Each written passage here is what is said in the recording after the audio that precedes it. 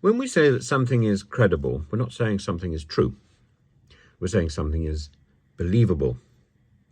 When we say something is incredible, we're saying that something is unbelievable. It may still be true. It's not something we expect. And when I point out that I think that the idea of Lee Anderson hitting somebody is credible, I'm not saying he did it. I'm simply saying that it's believable. More than that, in my videos yesterday about the Lee Anderson story, I was quite clear that I thought he was a victim of a prank call. Or rather, Rachel Johnson was a victim of a prank call in much the same way as Andrew Sachs was a victim of a prank call. And I was fairly outspoken about that. And I think there's a difference in quality to the call, but the bringing somebody's family into a prank call in public, I think is not a good thing, and I certainly wouldn't encourage it. I think this is a different nature of call, because I think the person who made the prank call is genuinely disturbed. And I think those were real tears that we heard at the end of the call, and Rachel Johnson behaved really as well as she possibly could. So Lee Anderson's threats that he wants an apology from LBC are just absurd. But that's what they are, they're threats. And he even talked about in threatening language, or at least a threatening tone, about wanting to meet the young man who'd made that call. And I don't think he really took that seriously. He also talked about it being an interview. It wasn't.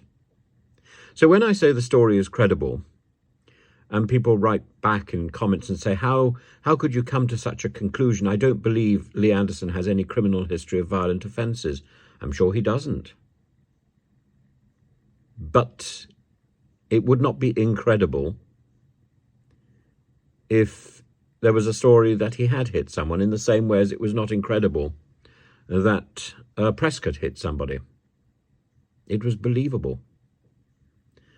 And maybe you could say it would not be incredible if Norman Tebbit had hit somebody. I think it would have been out of character, and I think it would not have been quite what I would have expected. Norman Tebbit's thuggery was of a different quality. And what I found so extraordinary last night was that Rachel Johnson didn't step in and say, oh, that couldn't happen. Lee Anderson isn't like that. He's a teddy bear. Which he may well be. He may well be. To the people who know him well, this story may be incredible. But nobody on GB News, nobody in LBC has stood up and said this story is incredible. Nobody has said, oh, Lee Anderson wouldn't do that. Oh, for goodness sake. They've just simply said, and Lee Anderson has simply said, well, my son has got something better to do than mess around with prank calls at a tin pot radio station. That's the point.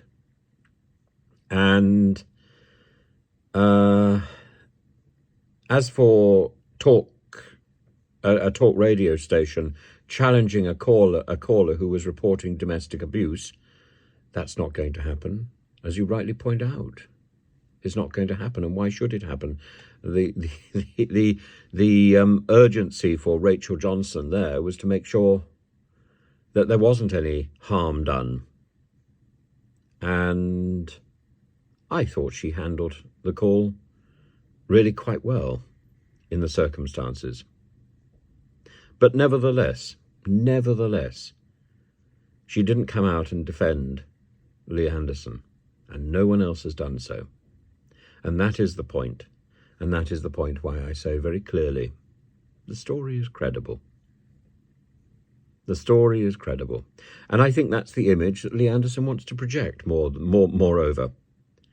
Not that he's hitting members of his family, but that he could hit somebody if he chose to.